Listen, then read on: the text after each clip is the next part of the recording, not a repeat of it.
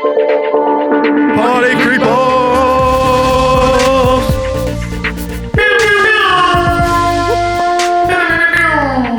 Oh, you must have some effects going. I feel like you're very inspired. Oh, for sure. Oh, yeah, that sounds good. Yes. That sounds really good. People, get your wooden stakes out. Get your garlic ready. That's right.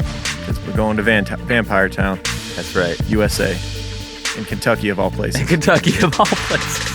The buckle of the Bible If you had to pick a place in America, self-proclaimed. if you had to guess, like, okay, here's the vampire capital of America, Yeah. which is odd because vampires are obviously a European thing, but Right. if you had to pick a vampire central in the United States, Kentucky, I think, would be not. I don't know. We know well enough that this shit always spawns from like heavily religious areas because teenagers, They want to rebel. that want to separate themselves Yeah. from that. They're in a town where alcohol's illegal and things like that, and they got to be different. That's vampiredom is not far away. Right. And I think it's either that or the occult, Satanism. One of those they're going to find and latch onto. No doubt. So if somebody did tell you there was a vampire cult in the U.S., what state would you think it was?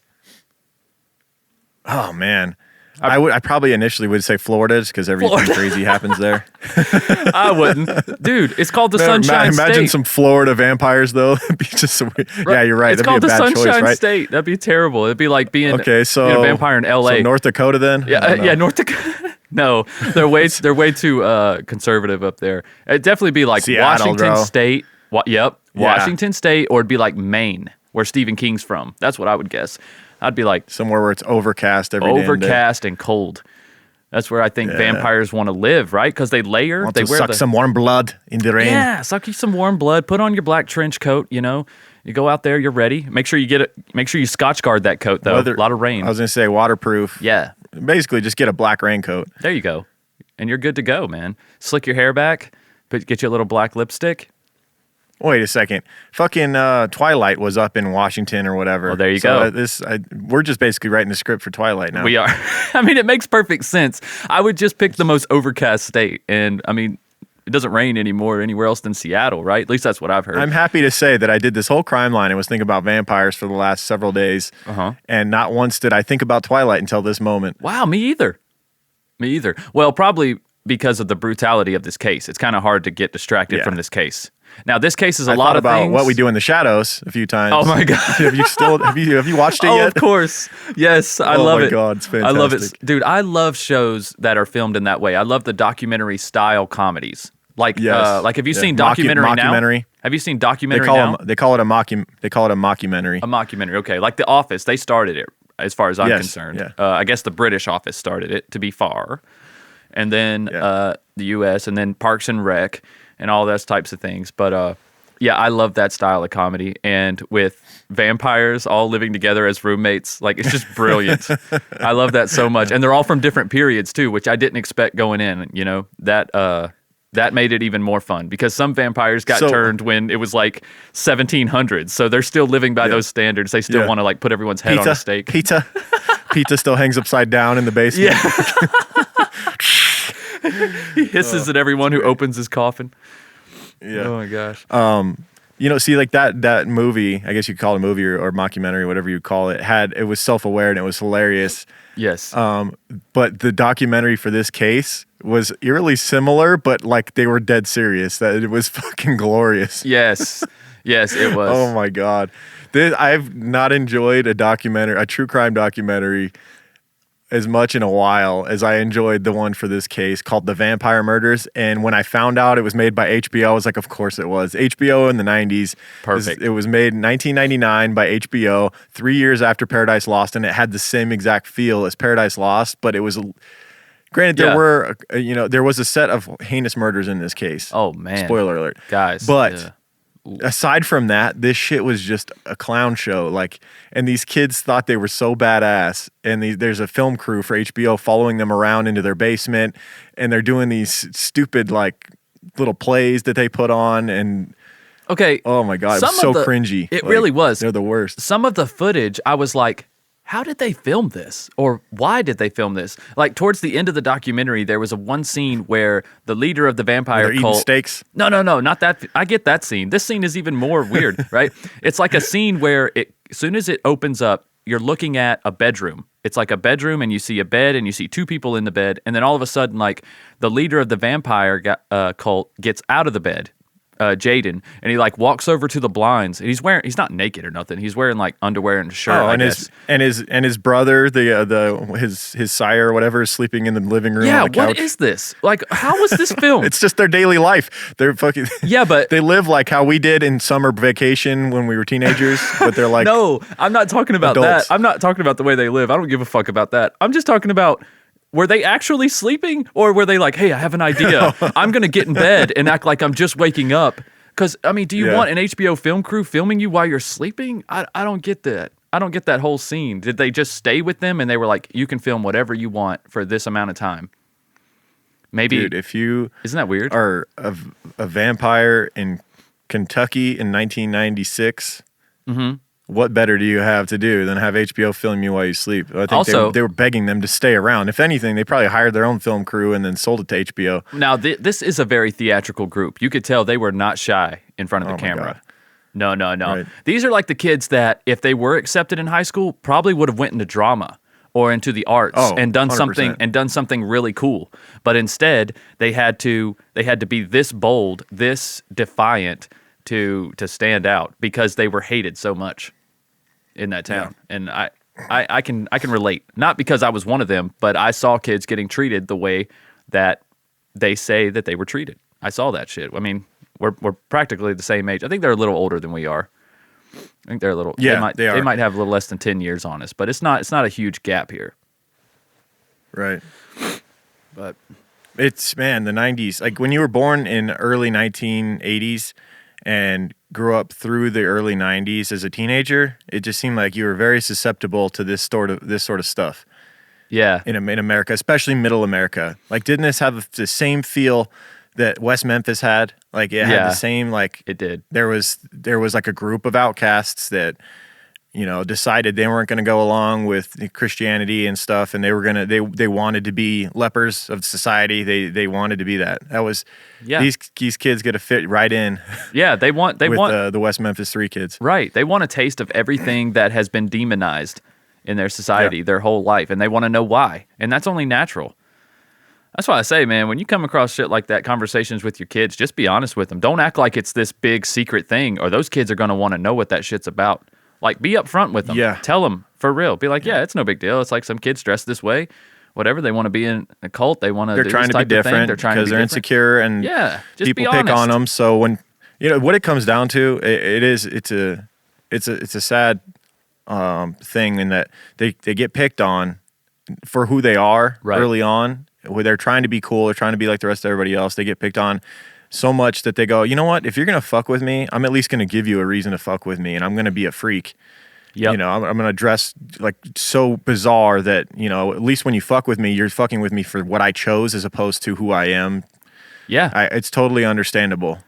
Yeah, that's the teenage mindset in a nutshell, right there. I really do. I think it is. It's like the more you try to rub against the friction, the more they're gonna rub back. That's just how they are. You have to just be upfront with them and let them know that some things are just not a big deal. And high school is one of those things. It's just not a fucking big deal. And I know it feels like it.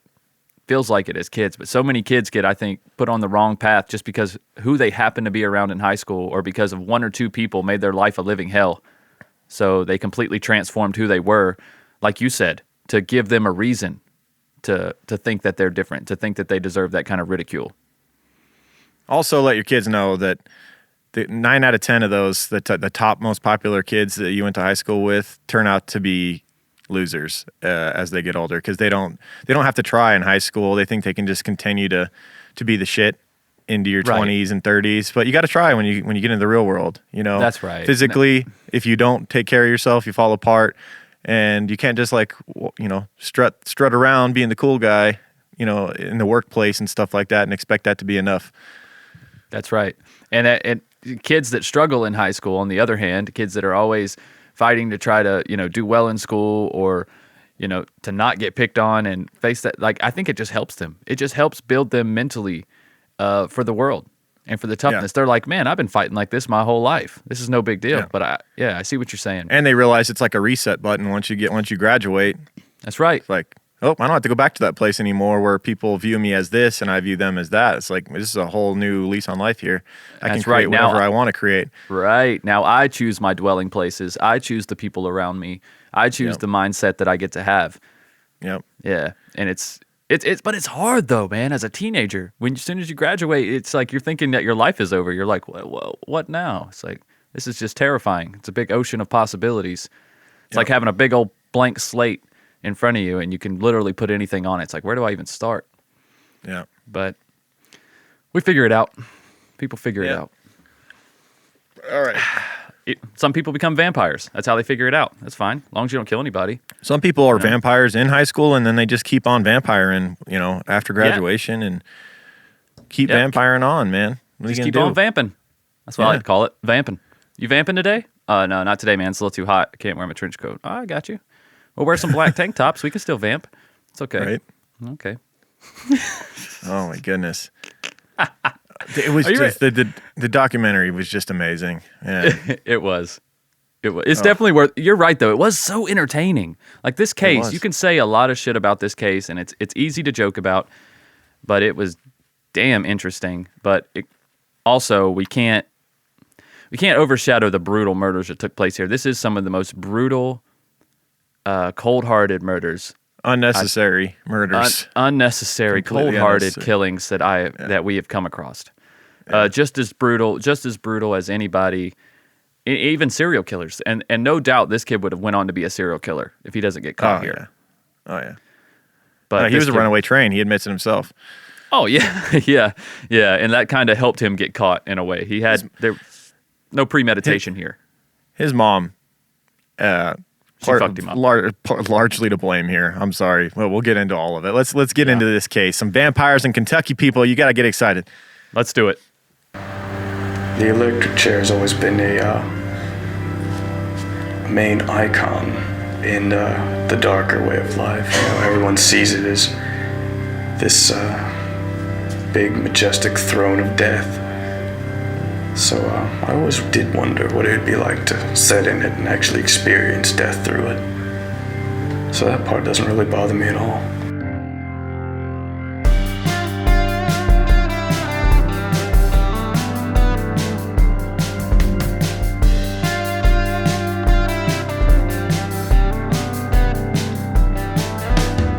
Combat boots, long hair, trench coats, sometimes on occasion, makeup,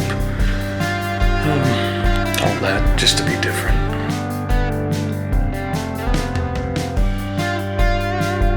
Of course, my greatest wish would be to go back to the year 1992, before I became, I guess you could say engrossed in the darker side of life, where I could just be a child again.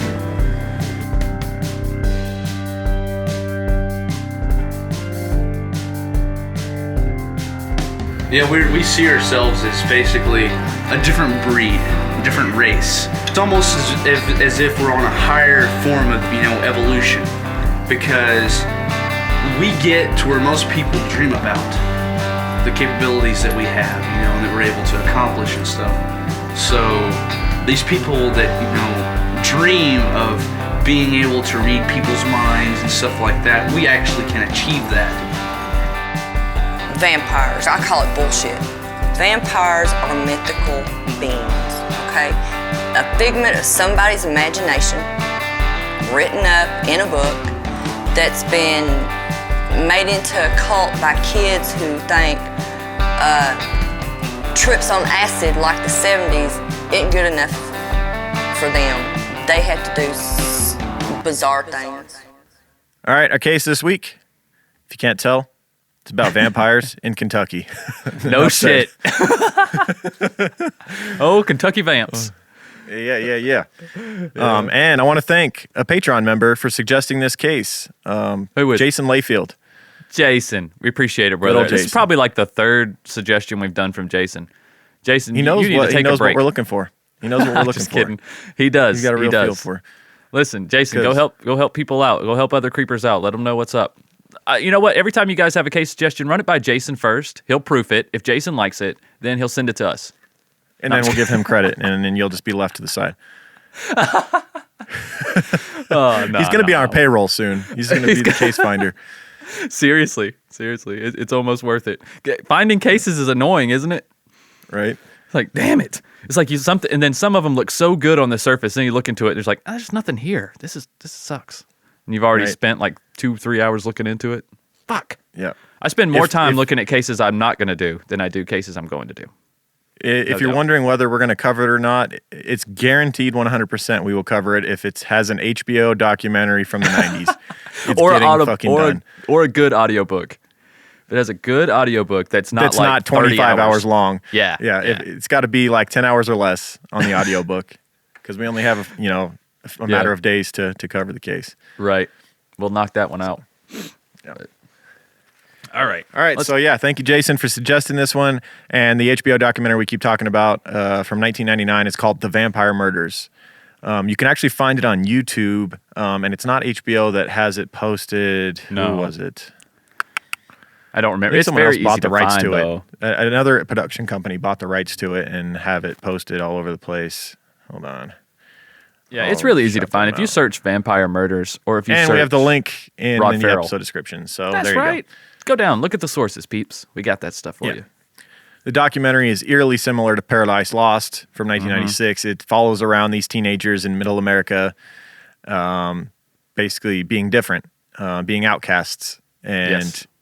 And they put on a show for the cameras, much like the Paradise Lost. Not only the kids in Paradise Lost, but the thing that made that one so interesting was that the family members were also bizarre and out there. So, but this one Yes. didn't have as much of that. This was just them following around these kids that acted as though they were vampires. Right. And so the part of Kentucky that we're talking about is a town called Murray. Murray. And this location is known as the Buckle of the Bible Belt of America. Murray is an alcohol-free town and home to the National Scout Museum. And there is one church for every 300 people in Murray, Kentucky. Dude, I don't doubt it. Not one bit. Not Yeah. one bit. That makes perfect sense. It's as wholesome as it gets, boy. That's right. God. Except for that vampires walking around. One church for every 300 people. And most of the you know what? churches probably have an It's gotta average be- attendance of 50 to 80, I guarantee you. Oh, each of them? Yeah. Yeah. And then there's some mega churches that take up everybody Right. else. Yeah. It's got to be so fun to be a vampire in this town, though. You know what I mean? Like, I almost You don't think? blame them. It's got to be so fucking fun because everybody, like, you're literally like screeching tires when you walk down the street. They view themselves as so wholesome. I mean, it's fun if you have connections and you have ways of making a life and a good life for yourself there, because otherwise it's not going to be fun because no one's going to just hire gonna say- you. No, everyone's going to be yeah. skeptic of you. You can't go into any stores. Everybody's watching you. But if you become a vampire because you want the reaction from other people, right? Now, if you're walking around Los Angeles, downtown Los Angeles with a vampire suit on, you're just another person. You're just no one even looks over at you. Even in They don't Vegas, give a damn. I saw people wearing like night costumes and stuff in Vegas. I'm like, yeah, it's whatever. It's cool. New York City, you walking around like Yeah. that, there's no one's No big even deal. looking. They're stepping over dead homeless people. Like it's Yeah. just they're just minding their business, walking.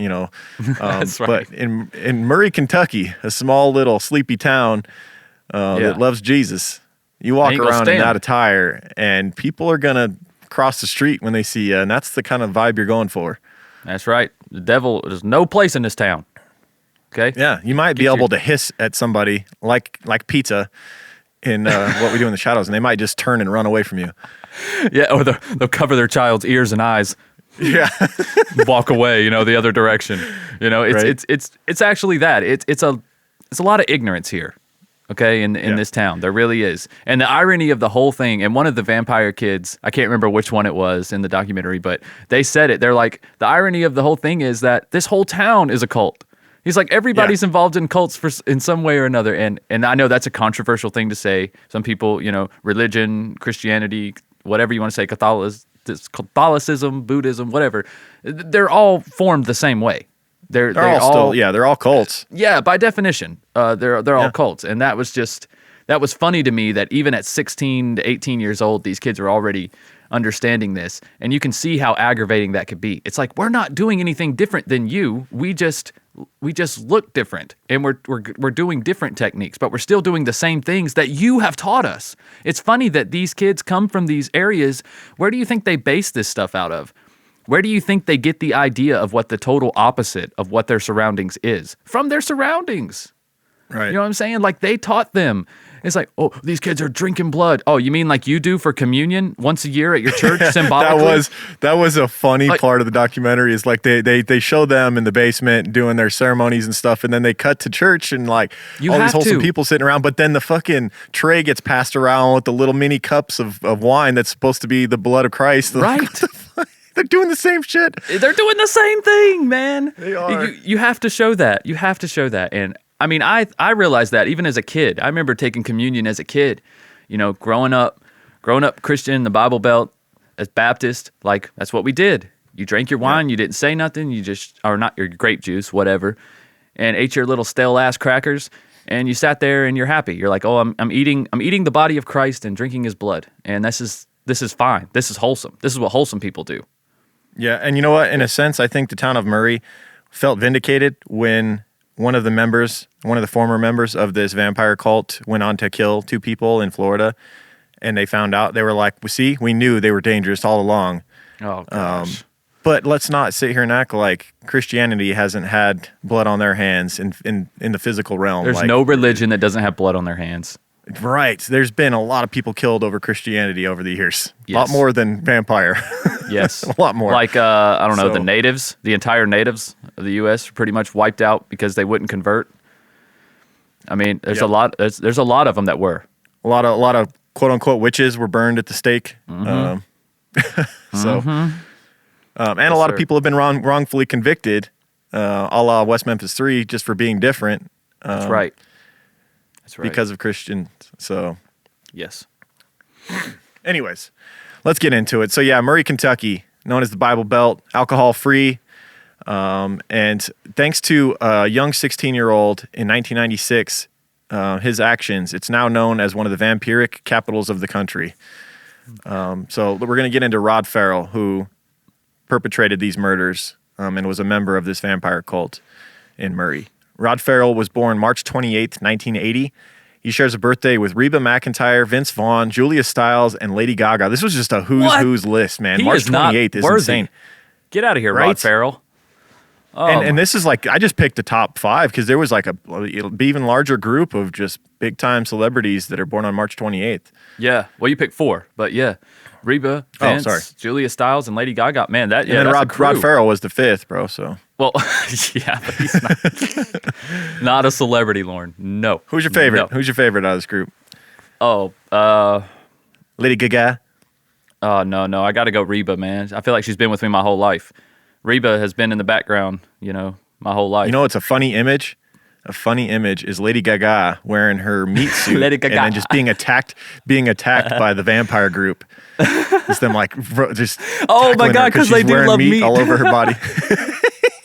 And then the one vampire spitting out some. Oh, it's too well done. Oh. Right. Right.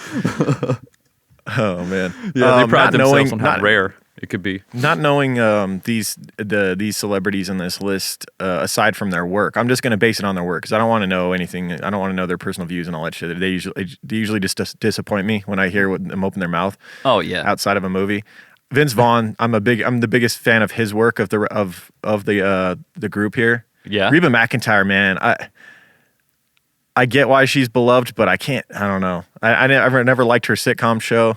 Yeah. And her voice annoys me. Yeah. So Vince Vaughn, I like Julia Stiles. I like some of her movies a lot. But Vince Vaughn, you just can't fuck with some of the comedies he's been in. Man. He has been in some great stuff. I love him in F is for Family. Crashers. and F is for Family. In F is for Family, he was great. I didn't even know that was him. As the retired Air Force vet, Chip, right? Yep. I think he voices him. Man, he does a great, it's not quite a Southern accent, but I'd say it's like an accent from somebody from Kansas. Right. Somewhere around there, maybe Missouri. I guess it's still Southern. Maybe Kentucky. Technically. Yeah, maybe. It's pretty good. It's pretty good. I think Kentucky is a little more mountainy. If that makes sense. At least a lot of the people I've met from Kentucky. he's been in so many good movies, not just comedies too. Like he's played serious roles in films and been very good as well. I agree. He's very versatile, more versatile than he seems. Yeah. Yeah, fantastic actor. What was it? True Detective season 2. He was fantastic in as a serious character, as a scary character. I don't think I've seen that. I have not seen dude, that. you got to watch the True Detective series, another HBO masterpiece. Okay. And each season is totally different from itself. The first season had Matthew McConaughey and was it Billy Bob? It's been so long since I watched it. It was fantastic. I love shows like that where every season's completely different. Like you don't know what to expect. Yeah, I like it's shows, true, and it's true crime. It's fictional true crime. I think it's loosely based on real cases as well. Oh yeah, like CSI is typically. Season 1 might have been about the Franklin scandal, to be honest, and like the Johnny Gosch stuff. If I can remember. I mean, because I studied the Johnny Gosch case and the Franklin scandal far after I watched season 1 of True Detective, but I think they're, in a sense, connected. I could be wrong. That makes sense. That's the kind of case that HBO would want to tackle, for sure. Right. Yeah, definitely. Controversial. Very. Only they have the kind of power to be able to pull that off and not I agree 100%. murked. Yes. Okay, so back to Rod Ferrell. Roderick Justin Ferrell, born March 28th, 1980. His parents were just teenagers themselves when he was born in Murray, Kentucky in 1980. He never knew his father, who joined the military soon after his birth and never came back. So he was raised by his mother, Sandra Gibson, and she was 16 years old, so she was not prepared for this, especially after the father took off. Yeah. In a later interview, she admitted to dabbling in vampirism herself, and it was her who first exposed young Rod to her fascinations with vampires. They would watch Dracula movies together, and she even got him involved later with Vampire the Masquerade, which would become a big part of his fantasy. And that's such formative years to put this stuff on a child, man. Such formative years, right? Yes. And when that child is looking at these things and he's taking in this art, these movies, this culture, and he's looking at the way his mother is diving into it and idolizes it, and it makes it important to him because who else does he have? He has nobody else. So if his mother loves it, obviously he's going to love it. I mean, I see that with my kids all the time. They will try to love the things that you love, even if they don't. Right. They will try to dabble in the things that you like. When in reality, parents, we should be doing the other way. We should be trying to dabble in the things that they like to connect with our kids and keep ourselves fresh and relevant. But a lot of times it ends up being the other way around. Yep. Yeah, and she had a strange relationship with her son. Many would say very inappropriate. There was a letter that she had written to him when he was 14 that sounds like a love letter written to someone that, like a girl that is obsessed with a boy. Like it sounds like that. And meanwhile, she's his mother. Right. There are those that believe that her love went beyond what a mother should have for a child. Rod himself stated that as he grew older, he developed a complex relationship with his mother, a love-hate dynamic. And we see this so often with serial killers, with male serial killers having a kind of confusing relationship with their mother, where it's like their mother was over the top strict, but also there was weird sexual moments. Right. Well, there were. I think what happens too in these situations, at least this is what it looks like from the outside, is that the mother, like you said, can be overbearing and harsh, right? Because she feels like she has the responsibility to completely raise this human being on her own. So she has no room for any leeway. You know what I'm saying? Like off the course. So they try to be very domineering, but at the same time, that's exhausting. And sometimes you need someone there that will just be there for you. And when there's no one else around, and I mean, this sucks, but it's a lot harder to find someone, a significant other, if you have children already from someone else. I mean, especially if you're a woman. I mean, that's just the reality of it, especially in a small town like this. And so I think she felt like she needed Rod. She needed him as much as he needed her. And I think she looked to him as like this support, like this man. Once he became 14 years old, she's like, okay, good. Now I have a man at the house now. Right. And it's someone to support me, someone who can give back. And I think it kind of crossed lines. You see what I'm saying? Yeah. I feel like it's a slippery slope. I feel like this is more common than we think, unfortunately. It's almost like she stayed in an adolescent stage From the time that she had Rod when she was 16, it's like she almost never matured after that. Right.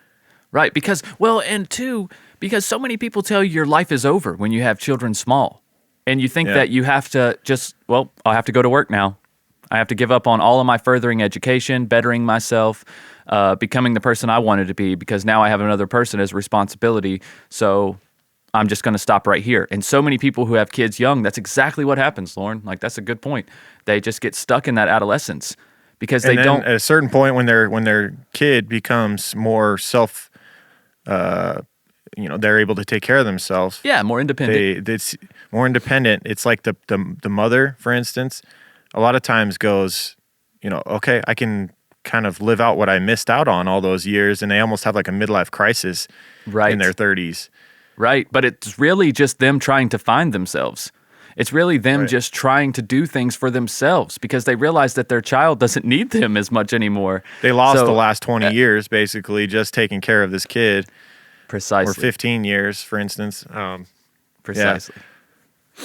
Yeah. So as when Rod was a kid, they lived on and off with his mother Sandra's parents, so his grandparents. And Rod has claimed that he was raped by his maternal grandfather at the age of 5. So that would really... here's the thing about that. Rod, he's a piece of shit and he's an evil, fucked up person, but he doesn't lie. God damn, he told the truth almost. Do you notice that every time someone told a story about him, even if it was in a negative light, the very next scene was him being interviewed saying the same thing? Yeah.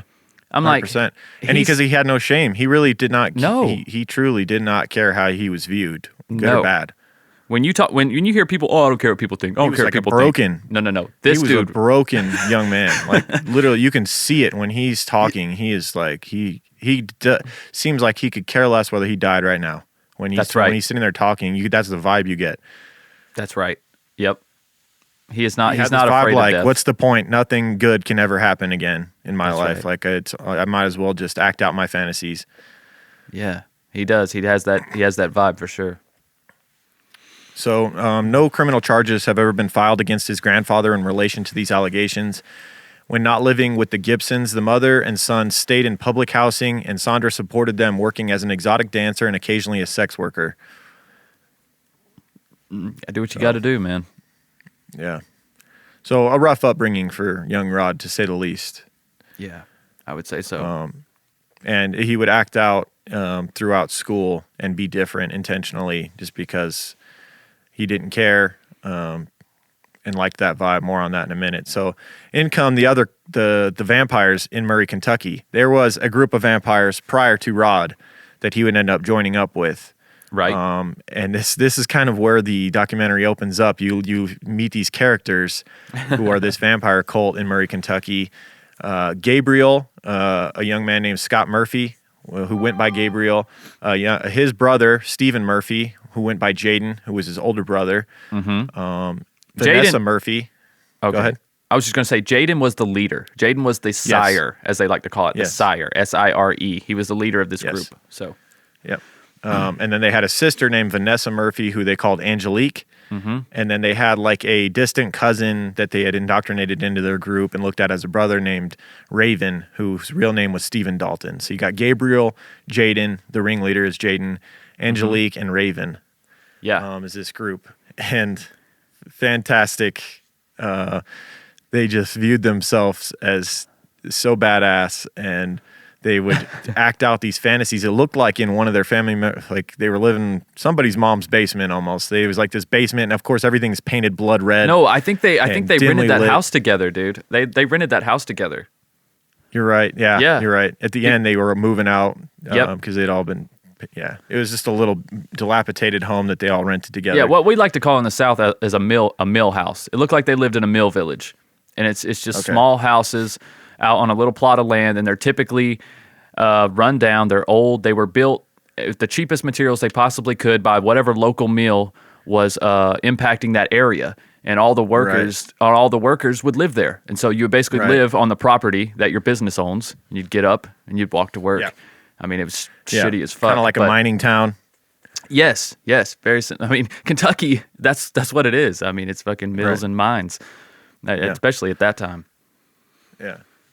So you have this group living together, acting out their fantasies. They believe they're vampires, or at least I don't think that they truly believe they were vampires, of course.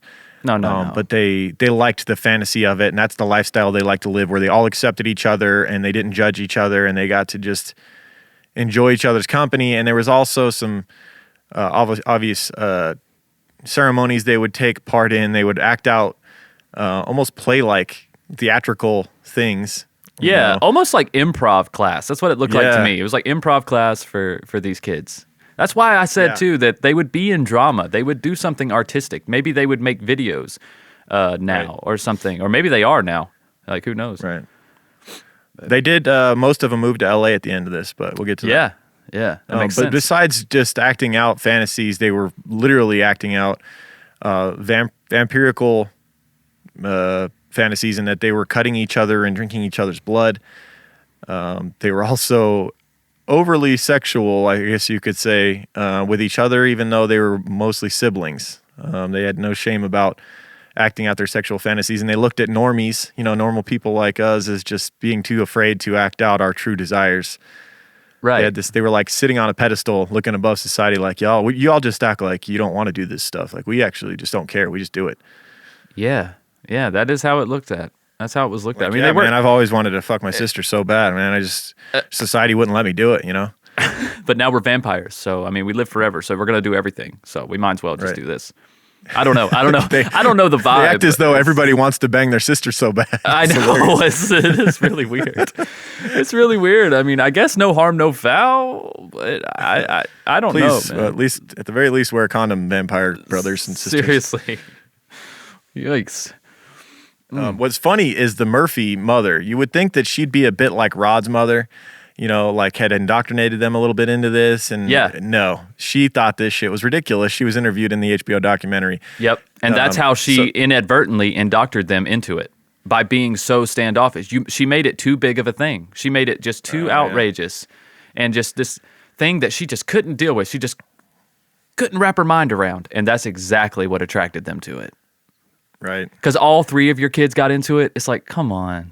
Yeah, your two sons and your daughter are Come heavily on. into this, and they act out their fantasies. They live It's like, together. you have to in their take some little vampire responsibility. lair. You have to take some responsibility. You must have bit back hard when they started dressing gothic in middle No pun school. intended. Yeah, you bit back. You bit back real hard. You tried to suck all that vampire blood out of them, and you just turned them into vampires. Right. So the Murphy mother was interviewed, and she called the group bullshit and said that vampires are mythical creatures, and this is all just ridiculous what her kids are doing. Yeah. Well. Oh well. Yep. But in reality, she's probably just bitter that she never gets to see her kids anymore. And I mean, I know I would. Shit. Yeah. That's a tough thing to swallow. Yeah. Once again, no pun intended. Mm-hmm. So, Stephen Murphy, known as Jaden to the group, would soon have a run-in at school, in high school, with a young Rod Ferrell, who was eerily similar in their vibes. They were the outcasts at high school. They didn't know each other, but they had similar fashion sense, we'll say. Rod wore a trench coat, and he liked to, have a different look. He said, I adopted more of what they call a freak lifestyle. Long hair, a trench coat, and combat boots. Sometimes on occasion, makeup. All that was just to be different, to express myself. Meanwhile, Jaden was walking around the same high school wearing a cloak. He says, I wore a cloak because I loved fucking with normal kids. It was just hilarious to me. Yeah. And so they were two peas of the same pod. And Right. Kids in school saw this and actually, because of that, tried to get them to fight each other.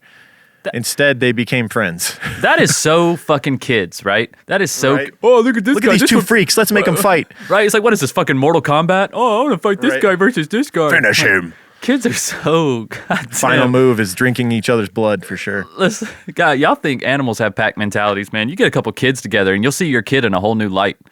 It's crazy, man. Yeah. The stuff that, the influences that they have in school.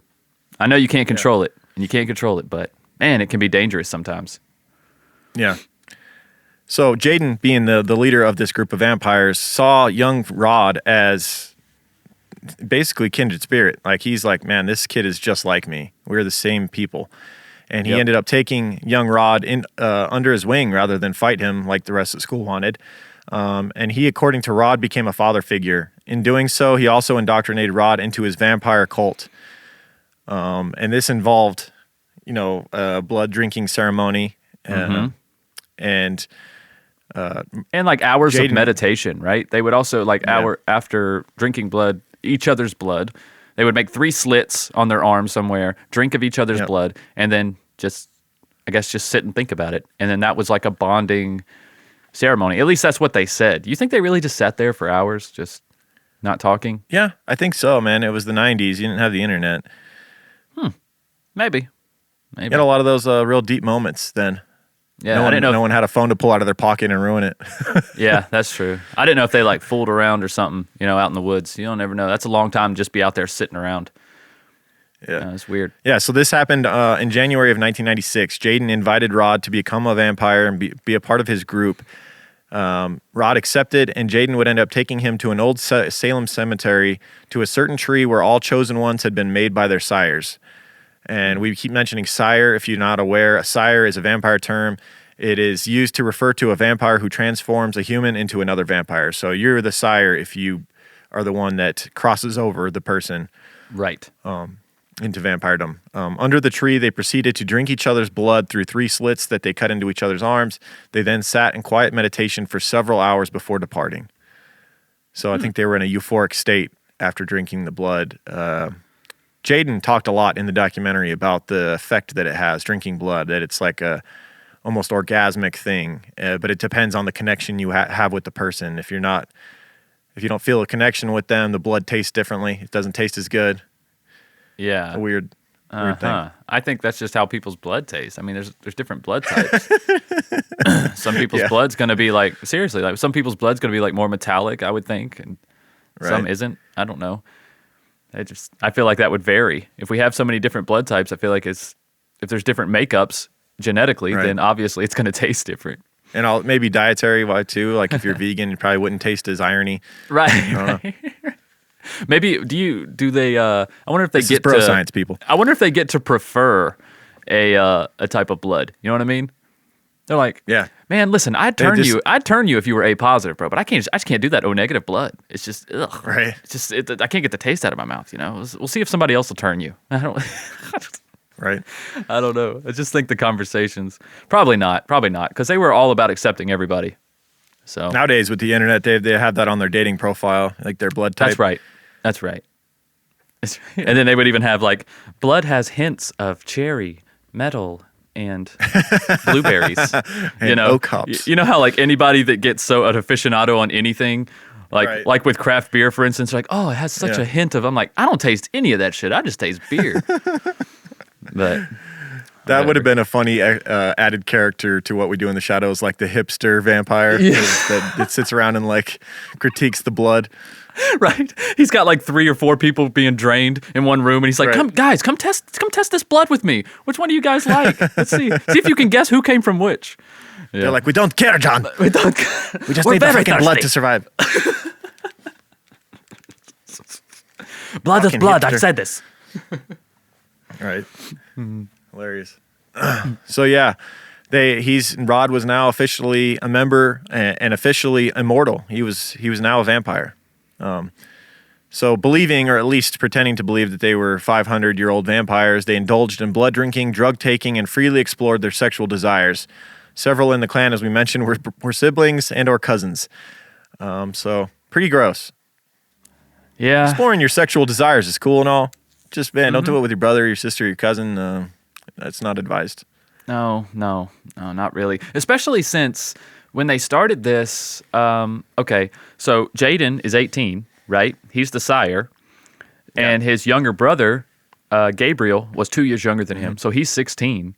And then I'm guessing the sister... Rod is also 16.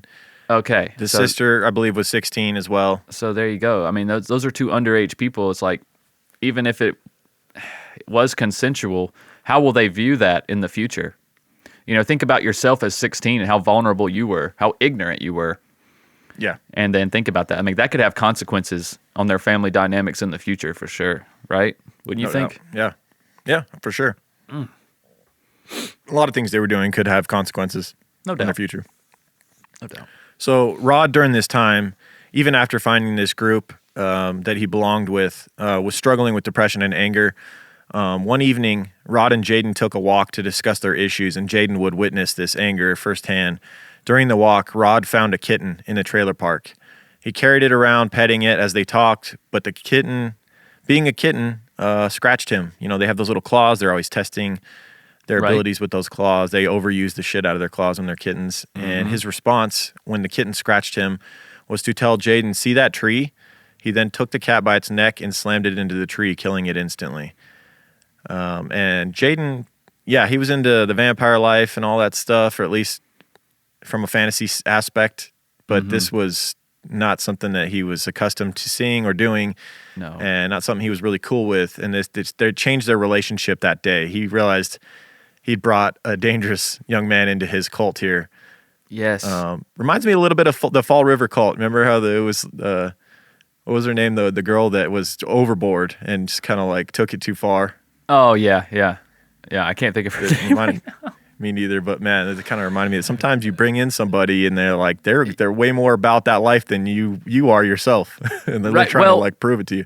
Well, I think what Jaden was trying to say at this whole point, though, is that was not what they were intending at all. I think Rod just took that and thought because they were into all these other dark things that they would also be into killing kittens, apparently. Yeah. Which is a whole nother step. Like Jaden and them, they expressed that. They didn't believe in harming humans especially, but they didn't believe in harming people on Earth, on anything on Earth. They didn't need to. Right. They didn't need to. They don't Yeah, they actually could need feed one off to of each survive. other, and they Yeah. all had mutual benefit. They didn't need to kill creatures, animals, people. Right. Exactly. Rod felt differently, apparently. Very, very different. So they continued to hang out with Rod. He was still a member of the group, but over the following months, their dynamic had changed, obviously. And also, Rod, he wasn't all that cool with Jaden just being the leader and telling everybody what to do. He kept pushing for more power within the group. He kept testing Jaden. And he would like say things within the group to kind of undermine Jaden.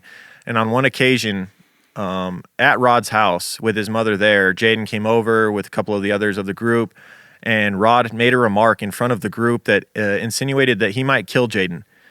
Jaden, not taking a moment to waste time here, as soon as he heard him say that, ran across the room and pinned Rod against the wall by his neck, letting him know this was not going to be tolerated whatsoever anymore. Jaden And was a Rod big kid too. Jaden had probably Yeah. a good 80 pounds on Rod, at least. Yeah, he would destroy Rod in a fight. Oh yeah, he's a big boy. Yeah, so he made a statement there, and Rod, being kind of surprised by it and upset, told Jaden to leave, and he said in the documentary that had he not left that night, that I would have killed him. Certainly would have killed him. And I believe him in that he would have probably waited for a moment for You're saying Jaden to Rod be vulnerable would have and- killed Jaden, right? I think he would have tried. He would I have do waited till Jaden put his guard down, and he would have used a knife or a weapon or something against him. Yeah, I He agree was- 100%. He was sneaky like a dirty. legit psychopath, man. Rod is scary. Yeah, he was sneaky dirty, for sure. Yeah. He would do something like that. What's up, creepers? Let's talk about this week's sponsor, Everlywell. A change in season means longer days, better outdoor activities, and more ways to get healthier, including checking in on your health and wellness. With Everlywell, you can take action today by taking one of their at-home lab tests or by adding their vitamins and supplements into your daily routine. Everlywell is digital healthcare designed for you, all at an affordable and transparent price. With over 30 at-home lab tests, you'll be able to choose the test that makes the most sense for you and get the answers you need, like the Women's Health Test or Food Sensitivity Test. Everlywell also has high-quality vitamins and supplements to support your overall health. Choose from a variety of options, including vitamin D3 and omega-3 fish oil. So here's how it works. Everlywell ships products straight to you with everything you need in one package. To take your at-home lab test, simply collect your sample and use the included prepaid shipping label to mail your test back to a certified lab. Your physician-reviewed results get sent to your phone or device in days. And you can share the results with your primary care physician to help guide next steps. If you order vitamins and supplements, you can start adding them to your daily routine right away. It's so simple. Over 1 million people have trusted Everlywell to support their health and wellness goals, and you should too. My wife and I both took the food sensitivity test. It was super easy and quick, and we found out a lot of things about our genetics. Apparently, I am quite sensitive to histamines, and my wife is very sensitive to gluten, so we've changed our diets accordingly and feel so much better on a daily basis. I also received some vitamin D3 from Everlywell and added that to my daily regimen and noticed that I would have some occasional brain fog prior, and this seemed to clear that up. For listeners of the show, Everlywell is offering a special discount of 20% off an at-home lab test at everlywell.com/creeper. That's everlywell.com/creeper for 20% off your next at-home lab test. everlywell.com/creeper.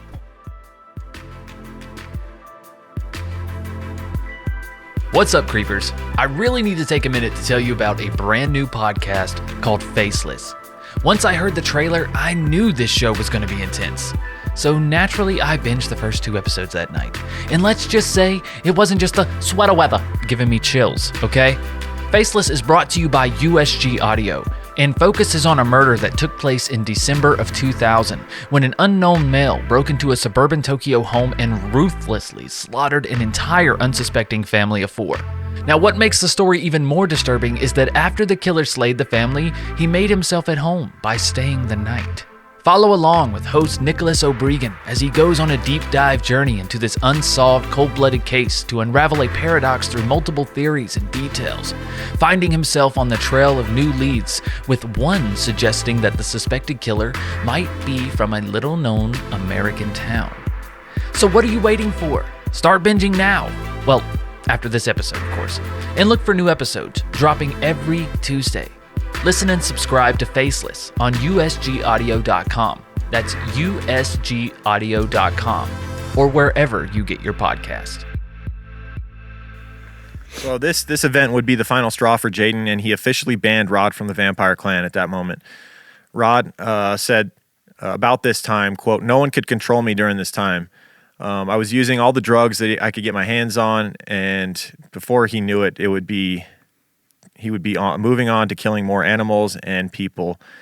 Rod, now kind of wandering out on his own, not a part of the vampire clan, started to find his own new group that he could indoctrinate. And now on his own, he found new friends. One was a 15-year-old named Michael Schaefer. Rod became Schaefer's shire, making him the first recruit to his new vampire clan. Soon others would join as well. A young 16-year-old girl named Charity Casey, a 19-year-old named Dana Cooper, and a 16-year-old boy named Scott Anderson all joined up to Rod's new vampire group. So now you got 2 vampire groups running around this town. That's what I was about to Murray, say. Kentucky. I was like, man, Jaden was really missing out on some extra recruits. Apparently, there's a lot of people he could have built the group up with that were not in his family.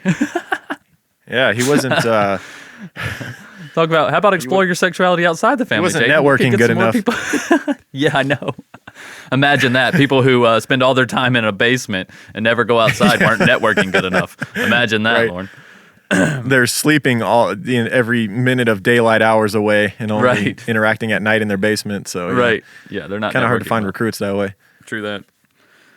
A few months later, on the morning of October 14th, 1996, Darla Jackson, an employee of the Murray Callaway County Animal Shelter, arrived to work and was surprised to see that 30 to 40 of the dogs from the shelter were out running around in front of the shelter, something that was not supposed to happen. No. Darla figured that someone had broken in to the shelter and freed the animals. You know, some sort of an animal rights activist had broken in, set all these animals free. She quickly found the entry point for the intruders. There was a chain link fence surrounding the shelter, and there was on the east side of the shelter, there was a slit cut down the middle of the fence, and it was spread 10 feet in each direction. So there's a giant gaping hole in the fence that had been cut open and rolled back. Also, overgrown grass near the cut fence was flattened as if multiple people had been there. She got freaked out at that point and called the police. Deputy Max Parrish was a responding officer. He walked around the field of the shelter and found several badly mutilated puppies. People near the area would go on, and there's pictures. Man, this is another That's thing an about this HBO understatement, bro. documentary. Badly mutilated puppies. Oh my God. Gross, yeah. I mean, and you know what? This documentary, it's an HBO documentary from the 1990s, so Yeah, you know be aware, they held peeps. nothing back. No. If you've seen the Paradise Lost trilogy, you know how they showed the young boys' bodies in that docuseries, and in this, they showed the murder victims, like the actual police footage. They showed the real footage of it. You see them lying there dead, and you see these mutilated puppies. So if you are sensitive to animal violence, I don't recommend watching that part of this or even watching it at all, really, because they show mutilated puppies in this. Yeah. These puppies' limbs had been torn from their bodies. And it was pretty bad. You could tell that the deputy was actually affected by this pretty badly. I mean, he'd responded to murder scenes with humans and stuff, and this seemed to affect him just as bad. Oh, no doubt. He said it was the worst animal mutilation scene he had ever seen. Yeah. Now wait a minute. Now, how do we know that whoever let the dogs out, the dogs didn't destroy the puppies and kill the puppies? You could, I don't know. I could tell from the one picture. You could tell that they were kind of cleanly cut. The limbs were kind of cut from the body of the little puppy. And I don't know. I don't know. It looked kind of ripped to me. I mean, and they even described it as ripped. But yet they blamed it on people. So something well, obviously people cut the fence. So I guess they assumed that people cut the puppies. But honestly, if somebody was just trying to free those dogs and because they can't tie this to Rod, by the way, spoiler alert. And he denied it. And we admit, that's right. We have no reason we to have think, said that he had no reason to deny it because he admitted to killing a kitten in a brutal fashion already. Yes. He had no qualms about, talking about the murders that he did. So yeah, it's kind of weird. It almost does seem as though someone else did this. Yeah. I think someone, maybe an animal rights activist, actually thought, well, I'm just going to let a bunch of the dogs out. And they opened a gate that had puppies in it. And some of them dogs were hungry or just vicious. And they killed the dogs. I mean, it's possible. It's not crazy. Possible. It's not crazy at all. It's possible. It's also possible that there were some other sickos around. No doubt. In a deeply religious town that were acting out some dark desires or something. I don't know. That's true. Could be. Rod, as we said, denies being a part of it, but of course everyone in town pointed to the vampires as doing it. Mm-hmm. They were always the scapegoat, whether they did it or not. Right. And so for this reason, Rod and his followers planned to leave Murray. They'd gotten tired of the town blaming them for everything that went on. Meanwhile, Rod's ex-girlfriend, a girl named Heather Wendorf, who had moved with her family to Florida from Murray, Kentucky, had been calling him frequently and begging him to come and free her from her domineering household where she hated her parents and hated her life. Mm-hmm. And she even allegedly, this I've seen this contradicted. The documentary would lead you to believe that she wanted Rod to kill her family or kill her parents. Right. But in her defense later on, she acted as though she just wanted him to come get her out of there, get the keys to her parents' Ford Explorer, and just take her away. She claims she never said anything along the lines of having him kill her parents. Right. Heather Wendorf was a straight-A student, a petite blonde with wide-set brown eyes, yet she had been heard from time to time to wish her parents off the face of the planet. Oh, come on. What teenager Everyone doesn't? knew she couldn't stand her parents. What teenager from time to time doesn't? I was going to say, that's pretty normal. I mean, come on. You say a bunch of shit you don't mean when you're a teenager. And she was a straight-A student, too, so they were probably pretty domineering on her. They were probably pretty controlling. But, I mean, it looks like they were setting her up for success. They got her out of Murray. They got her, away from a lot of the people that she was around, and she was doing good in school, but it wasn't enough. It wasn't enough. That's right. So she keeps calling Rod and pestering him to come save her from this situation. And also at the same time, Rod feels he's being persecuted in the town of Murray, Kentucky, and he's ready to get away. And so he views this as a good time for a road trip. And on November 25th, 1996, he popped a 10-strip of golden fly acid and drove to Florida, arriving in Eustis, Florida, 12 hours later, where Heather lived with her family. Dude, he also had his... Yeah. Dude, listen, that'll keep you up for 12 hours for sure. 10 strips of acid. Bro, he had to have been tripping balls on the way down there. Yeah. God damn. Yeah. Must have been a fun ride. He also had his followers with him. Scott, Dana, and Charity were along for the ride. When they arrived, Rod called Heather, and she met them outside of her parents' home that evening.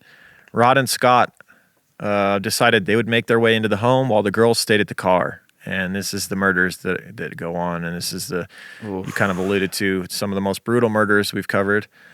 No doubt. Heartless and unnecessary. But so the Wendorfs, they lived on a large property. Rod and Scott circled the home and looked through every window in order to find out where everyone in the home was. Naomi Queen was Heather's mother, and she was in the shower, while Richard Wendorf was her father, and he was in the family room laying on the couch. Rod and Scott, they spotted, the mother in the bathroom and the father on the couch. They knew right where to go when they entered the home. First, they would go into the garage, and they were looking around for a weapon that they could use. They found a crowbar, and that would be the murder weapon. Yeah, there was another interview he did with like Crime Watch, and he talked about how he saw other things that he could have used. But like an axe, for instance, he saw an axe and he said, that's been done before. And then he said, that's literally what he said, Lauren. I'm not paraphrasing. He said, that's been done before. I believe you after hearing him talk. I mean, this kid was and then he was going to take a chainsaw, and then when he picked it up, he was like, too heavy, too loud. And then he thought, dude, this literally sounds like the scene in Pulp Fiction where Bruce Willis is in the pawn shop and he's like picking up different weapons. Oh my God, I knew the weight of it.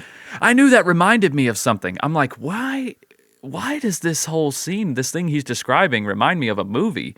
I mean, I just wrote it off because it was just that crazy, like that, right? Insane to even have that thought process in that calm of a manner. Oh no, axes. Everybody uses axes. Too played out. Oh, too loud. They'll hear me coming. Like, really? Holy fuck! It just adds a whole nother dynamic to this show. To this, the coldness. Yeah. This whole murder. When I saw that, this Rod was a psychopath. No doubt. I truly believe he had no completely disconnected from human emotion. No feeling in him. Yeah. So they decide on a crowbar within the garage, and from the garage they enter into the home. They go through a washroom and into the living room quietly. And the father is unaware. He's laying on the couch, and by the time he realizes it, he has no clue until the two boys are basically on top of him. And he tries to stand up. Richard tries to stand up, but as he's getting up, Rod strikes him in the head as hard as he could with the crowbar across the temple, knocking him unconscious. He then beat him in the head several more times with the crowbar and eventually thrusted the crowbar down into Richard's chest, attempting to impale his heart. Yeah, because he claimed that he would not stop breathing. That was his reasoning for doing that, by the way. Yeah. And there's also evidence that said that at some point during this, he burned a V into Richard's chest. Yes, I heard that as well, but I didn't hear no testimony from him saying that. So yeah. Where did that come from? That come from the coroner report? I found it from an article. It said it was said that the V was Ferrell's symbol, which he accompanied with a dot for each person he considered to be in his vampire cult. So not 100% sure whether that's true or not, but it does add a little bit of, sick detail to this, that if Rod did take the time to do that, it just shows you even more so what a psycho he is. Right. And at least it adds a reason for that to actually be there. I got you. Yeah. All right. So he finishes killing Richard, and Richard is found laying on the couch covered in blood. You can see the footage in the documentary of him lying there. The mother, Naomi, at this time is coming out of the kitchen area, and she has a cup of coffee with her. She attacks Rod with the coffee, throwing it all over him and grabbing his wrist. And he says he wasn't even planning on killing the mother. He was going to let her live. But when she threw the coffee at him and started fighting with him, it pissed him off. At which point, while she's grabbing his wrist, he used the end of the crowbar with his other arm to repeatedly strike her on the back of the head until she finally went down. He then continually beat her severely because he was so angry that how dare she fight him when he just savagely killed her husband on his own couch. Right. She also took a little chunk out of his face too, though. She got some of them claws on his face too. That's what really pissed him off. She scratched him pretty good. Yeah, she had like one hand on his wrist and then the other hand like on his face. After she fought, she went down fighting, boy. She wasn't trying to be no victim. Right. But of course I know the other boy didn't have anything to do with it at this point. I've totally forgot he was there. I bet he's just standing there in shock, right? Wide-eyed, like, dude. Holy shit. Yeah. Because as far as actual physical interaction, he had nothing to do with these cases. He didn't hold these people while Rod hit them. Nothing. He was just standing there like, holy shit, this is actually happening. You got to remember, this kid was only 16 as well. He was the youngest member of the group. So, that's a lot to take in, man. Rod also, though, was 16. But he just seemed older because he was just so fucked up. Yeah, no doubt. So Naomi and they actually searched around the home for a while, and eventually found the keys to the family's Ford Explorer. They would change the license plates out and hit the road with the girls. Naomi and Richard's bodies were found later that night by their daughter, Jennifer, Heather's sister. She would call the police, and that's where they would find this disturbing crime scene. So here's the thing there's the problem I have. Heather, she's the daughter, right? She's the daughter that called Rod. She's the ex-girlfriend. Yep. She started this whole thing. She put all whether this into motion, wants right? to admit it or not. Right. She brought this monster into her family's life. Right. And she claims, I never knew he was going to kill them. I didn't know he killed them, blah, blah, blah. Okay, well, what about when he comes out of the house and y'all all get in the Ford Explorer and he's covered in blood? Yep. Covered in blood. Like, how do you justify that? Where did that come from? What did he tell them? How can she still be innocent at this point? To be fair, though, what do you expect her to do at that point? Because now it's been done. Yeah. And he's now getting in the car with her, telling her, let's go.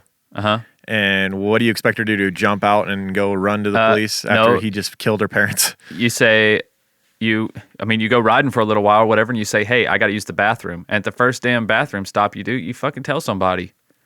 Like, hey, I'm riding with someone who just killed my parents. Right. I don't know. I feel like it's that easy. Yeah, she did have, so the next 4 days they spent driving through 4 different states. And you would think, at some point she could have had an opportunity to do something and let somebody know. She wasn't being held captive by them. No. She was a part of their group. Right. Now we're saying all this because later you'll find out she's the only one that got off completely scot-free, no charges. Yes. No, nothing. Surprisingly, even though it was her that was the catalyst to her parents being killed. If without her calling and getting Rod to come to her house from several states away, none of this happens. Right. That's exactly right. So yeah, they spent the next 4 days driving through 4 different states before settling in Baton Rouge, Louisiana. They wanted to go to New Orleans,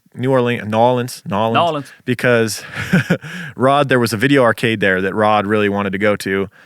However, at some point during the want to do. Yeah, exactly. Of course, Rod gets what he wants. That's right. At some point during their trip, they had stopped at a cemetery where Rod did a blood ceremony on Heather, crossing her over into vampiredom. So there you go. She was not just, like you said, she was not going against her will here. She was fully participating in everything. You'd think if your boyfriend just came out of your parents' house covered in blood, you'd try to get away from him, not go ahead and cross over into his vampire cult, you know? Right. Yeah, I agree. But different times, I guess. Yeah.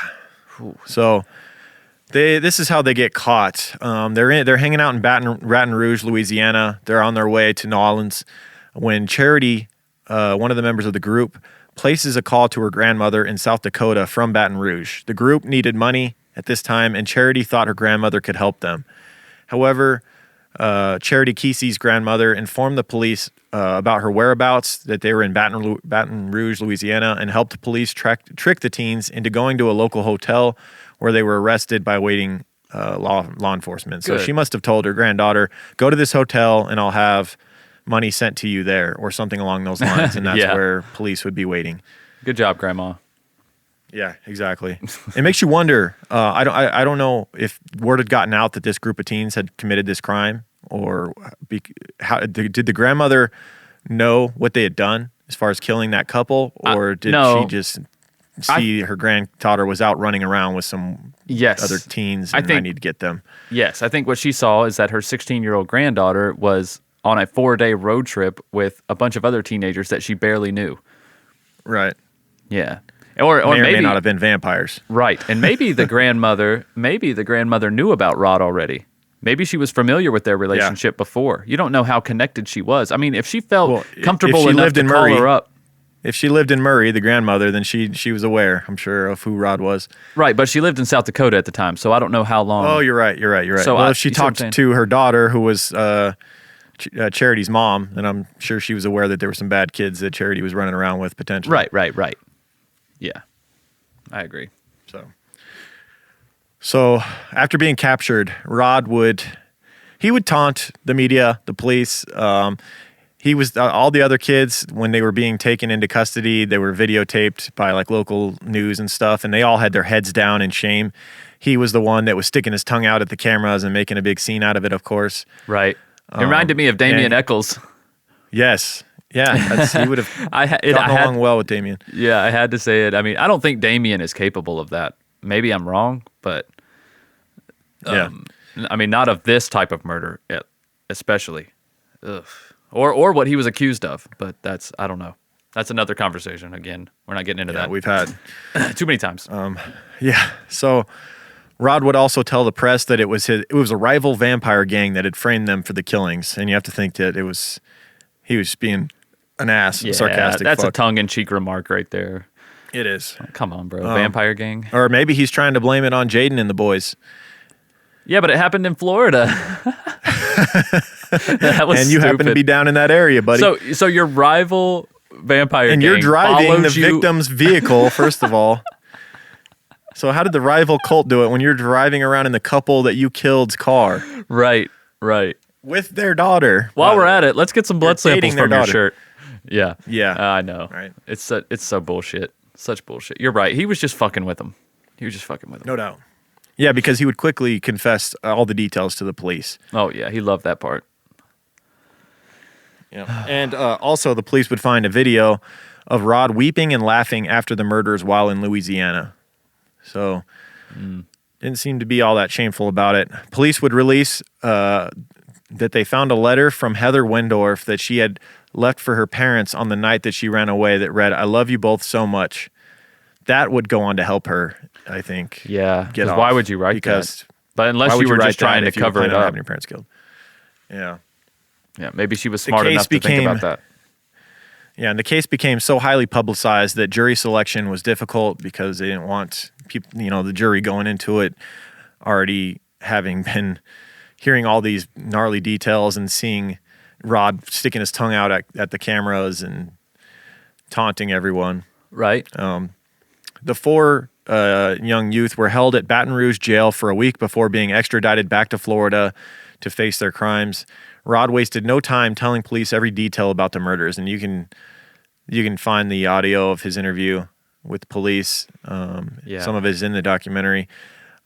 Here's a quote on killing Naomi right after he killed Richard, the father, and as he approached Naomi, he said, quote, "By that time, it was pretty obvious. I had blood on me and a crowbar in my hand. I was fixing to say, yeah, I want to have coffee with you, son of a bitch and smartass. But anyways, that's when she lunged at me because I was actually going to let her live. But after she lunged at me, I just took the bottom of the crowbar and kept stabbing it through her skull. And whenever she fell down, I just continually beat her until I saw her brains falling on the floor because that pissed me off." Oh. Well, so he's honest. You're married and you're getting some coffee after a shower and you walk out and there's a young man standing covered in blood with a crowbar. Your husband's dead on the couch. And he asks, "Oh, I guess I'll have some coffee with you." And you're just supposed to say, "Oh, okay, let's have some coffee together." Right. What the fuck? The idea that Rod would get mad that she reacted like this is it's so insane. Also, who says son of a bitching smartass? Dude don't even know how to cuss. Right. It's like a fucking, what is that? What is that movie where they're trying to teach that dude how to cuss? He's from like another country. I can't even remember it now, but that's what it reminded me of. Son of a bitch and smartass. That's not even a thing people say. All right. Whatever. So on February 12th, 1998, at age 17, Rod Ferrell would plead guilty to the murders, claiming that the others traveling with him were innocent, except Scott Anderson, who was simply an accessory. As we mentioned, he basically stood there and watched the murders happen. Not that he's innocent of. I mean, he should go down as well, but this was Rod's work here. Yeah, no doubt. And Scott was along for the ride. Rod's attorney tried to argue that he was insane. He had been diagnosed with mental disorders, including schizotypical personality disorder and Asperger's syndrome. However, of course, he was well aware of what he was doing and how it was wrong, so that was never going to hold up. Right. The University of Florida further attested that Rod could sometimes witness spiritual things like angels and demons. However, Judge Jerry T. Lockett sentenced Ferrell to death. So he would receive the death sentence, which is not shocking when you're in the Bible Belt. Granted, this crime was the trial took place in Florida, but still, Florida in the 90s, there's still. Yeah, they're giving you the death penalty. This was a heinous crime, though, man. I mean, it was worthy of the vampire death cults penalty. or not. I mean, this type of heinous. If there's anything that deserves the death penalty, it's senseless killing like this. Jesus. There was a guy from Kentucky, from the local town of Murray, who was interviewed by HBO, and right at the end of the documentary, remember the guy? He was like, he made a good point. He's like, I don't think this had anything to do with a vampire cult, other than Rod had been a member and had his own little vampire cult. This was a sick young man perpetrating a heinous crime. 100% and right. there just happened to be a vampire cult tied to it. But 100% right. You are absolutely. the cult wouldn't have done this without Rod. No, sir. And Rod would have done this with or without a cult anyway. At some point, he was a future serial killer. Period. Yes, Psychopath. 100%, man. He just needed some people to follow him and believe in his bullshit to give him that little push over the edge. Yep. And he even said it himself. He was like, the couple I killed, it was just. That was just happened to be the opportunity I got. He's like, but I would have killed someone else or maybe more people. Oh, I don't doubt it. He said that in the documentary. So he admits it was just a matter of time before he killed. And it may have been more people if the opportunity arose. You know?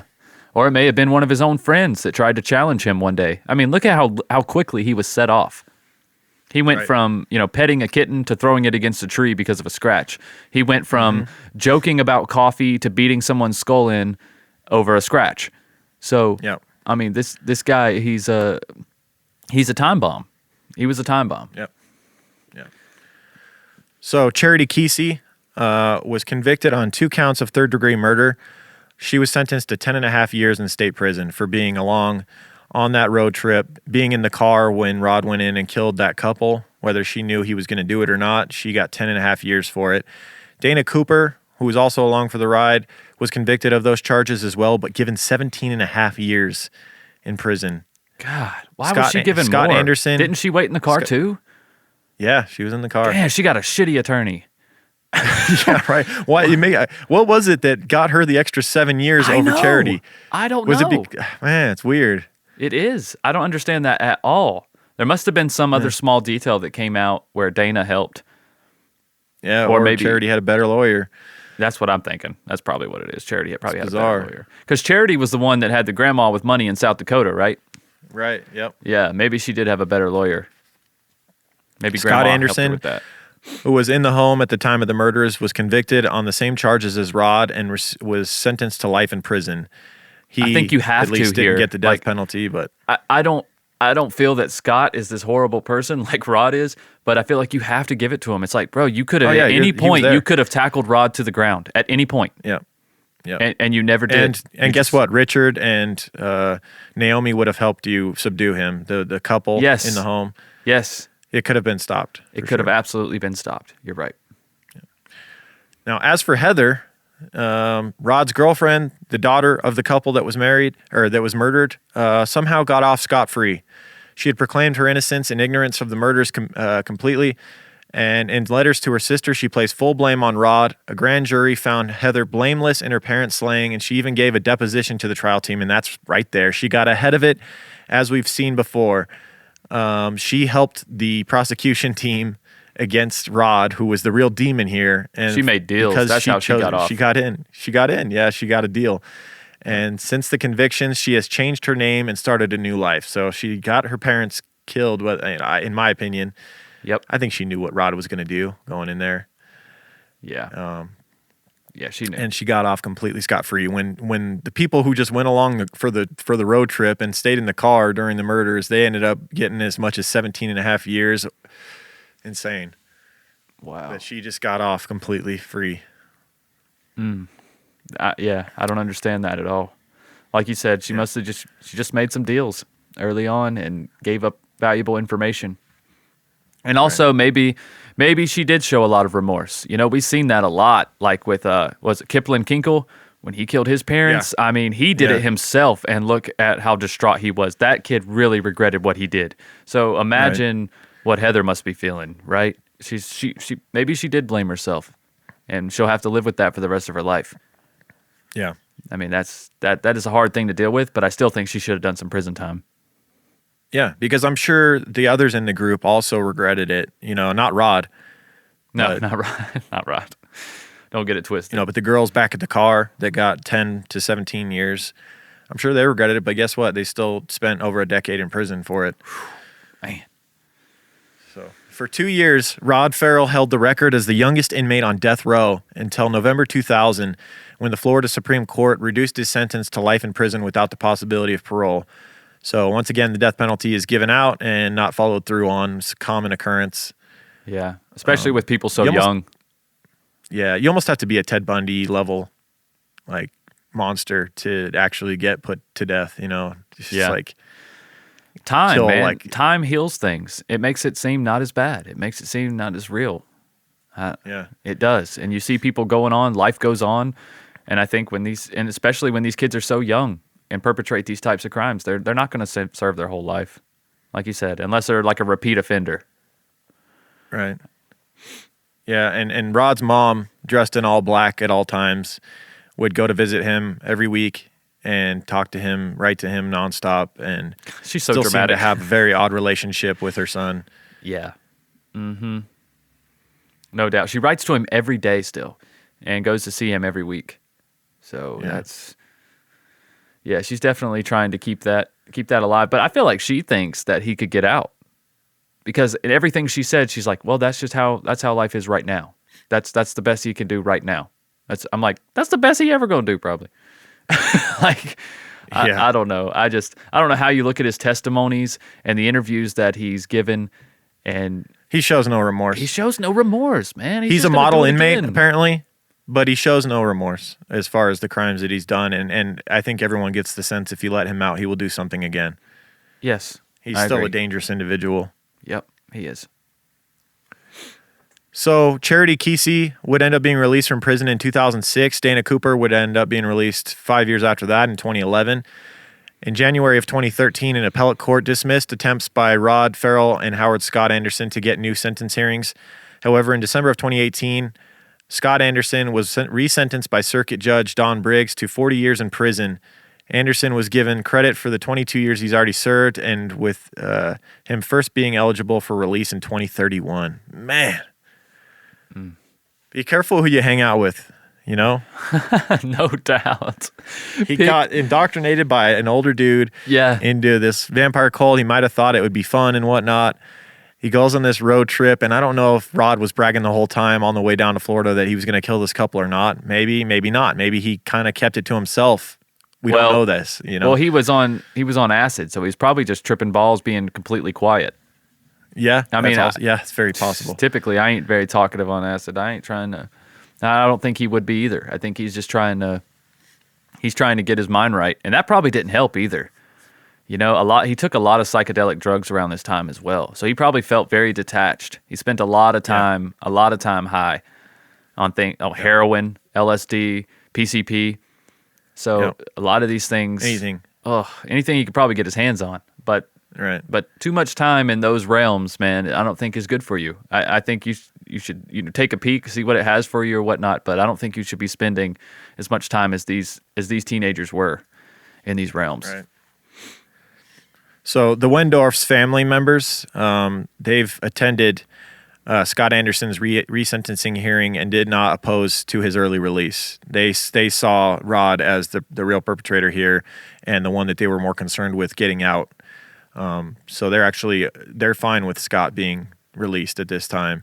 Ferrell's resentencing hearing was then moved to November 18th and then again to April 2020, and the sentencing judge upheld his life without parole sentence and deemed him irreparably corrupt. So a danger to society, someone that could never be walking around free, and I think it's hard to argue with that. I agree 100%. Scott is currently incarcerated at Calhoun Correctional Institution, while Rod is incarcerated at the Tomoka Correctional Institution, both in Florida. Following the murders, the vampires that remained in Murray, Kentucky were treated as though they were also responsible for what had happened. So Jaden and his cult, that were separate from Rod's cult, they were treated as though it was also their fault that these murders happened down in Florida. and they would be ostracized to the point where they felt it was time to leave. Gabriel would move on his own to Chicago, while Jaden, Angelique, and Raven moved to L.A., and this would be shortly after the murder. So back in 1999 or somewhere around then when the documentary was put out, they were moving right at the end of the documentary. So who knows? This has been 21 years now. I know. I wonder how they're doing. I wonder how Gabriel did in Chicago by himself. His mother said that she expected to get a call that he was found dead because he said himself, I've lived under bridges. There's got to be a better bridge in Chicago than there is, where I've been. And I'm like, I don't know about that guy. Yeah. Like living under a bridge underneath in Chicago seems a little more dangerous than a bridge under Kentucky, Oh, yeah. To me. Yeah. And I mean, it's probably more crowded too. Yeah. Yeah. Yeah. Maybe more well kept, but more crowded. Right. So Heather Wendorf would later recount that while she didn't think any of them took vampirism seriously, it was, quote, something to have, something special in your life that you felt secret about. And I think that is ultimately what it was all about. They knew vampires were mythical, not a real thing, but it was their little special group where they felt accepted. Right. Yeah, that is it. And that's what most teenagers are looking for. Acceptance, right? They're looking for their little tribe that they can belong to. Yeah, exactly. Whether it's, you're into skateboarding and you get a group of buddies you do that with or whatever it is that you identify with. That's right. 100%. Some people can't find it. If they didn't bring a psychopath into their group, it could have been totally innocent. They could sit around sucking each other's blood, banging each other, doing whatever they're doing. They're not hurting anybody else. We'd never hear about them. No big deal. No harm, no foul. Yep. Right. But Rod had to go and ruin it.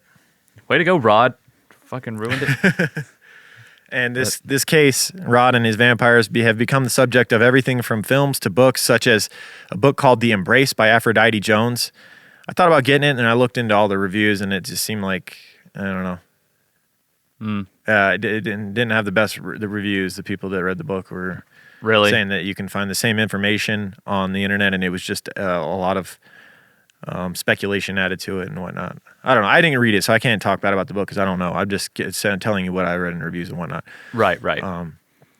This case also inspired the legendary Shack Shakes to write. It's a bluegrass group to write a song called "Blood on the Bluegrass." So I listened to modern it. day dark folk song. So did I. It was good. I liked it a lot. It's pretty good. I like bluegrass with lyrics. I love bluegrass with lyrics. I can't listen to... And almost all of them come back to some story, right? From a small town or something. It's super cool. They're very folky. Yeah, I really like them. I really like the bluegrass with lyrics. I can't listen to mandolin solos for 4 minutes. I can't do that. I think they're very talented. It's some of the most amazing musicians in the world just because of the speed that they play. Yeah. But this song is definitely worth checking out, guys. If you like bluegrass at all, definitely. And if you like darker folk songs as well. This is a pretty cool song. Pretty cool. See if you can put a link to that in the episode so they can easily access it and listen to it. Yeah, will do. Will do. All right. All right. So that does it for some vampires in Kentucky, the Kentucky Vampire Clan. Hope you guys enjoyed it. Definitely, if you got an hour to spare, go check out the Vampire Murders HBO documentary. It's on YouTube. Yeah. Just type in Vampire Murders. I think you'll find it. It's worth it, guys. It's a pretty good watch. It's pretty good. I enjoyed it. It's a fun watch. Man. Well, all right, man. That's a hell of a case, man. This is it's interesting. I can't believe this one's flew under the radar for us for so long. It seems right up our alley. I can't believe we didn't do this way sooner. Like when we were looking into remember that werewolf case we did where the girl's boyfriend thought he was a werewolf and then he came and killed it. Very similar, right? The same thing happened. Yeah. Yeah. No doubt. That's so weird. But Yep. Well, all right, guys. So there you have it. All right. Hope you guys enjoyed it. Hope you also enjoyed Just the Banter this week and all of the premium content that you have access to as a patron member.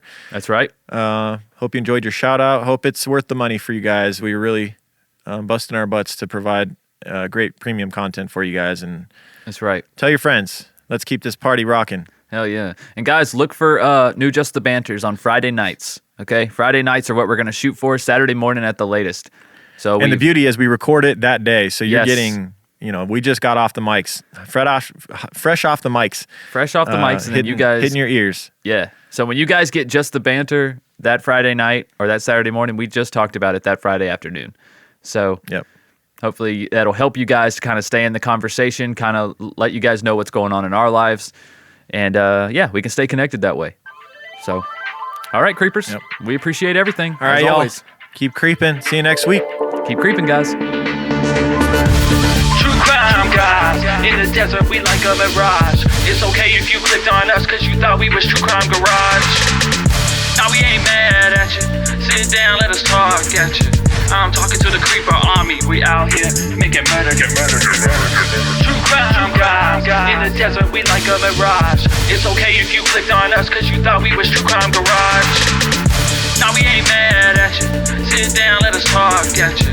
I'm talking to the creeper army, we out here making murder charming.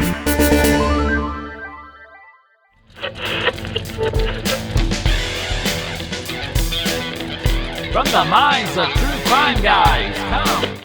TCG Weekly. If you've enjoyed this episode, please feel free to check out all the other programs on the TCG network. Every Wednesday, a new episode of True Crime Guys proper, Strange and Unexplained on Mondays, and Full House Fantasy Football on Fridays to start your weekend. And if those aren't enough, head on over to our Patreon account, where you can have access to hundreds of hours of content, including older episodes and other Patreon exclusives like Strange Shorts, Sandu Stories, Higher Thoughts, and the 5-Minute Murder Show. But until next time, guys, keep creeping. Hey, how do you shut this thing off? Over?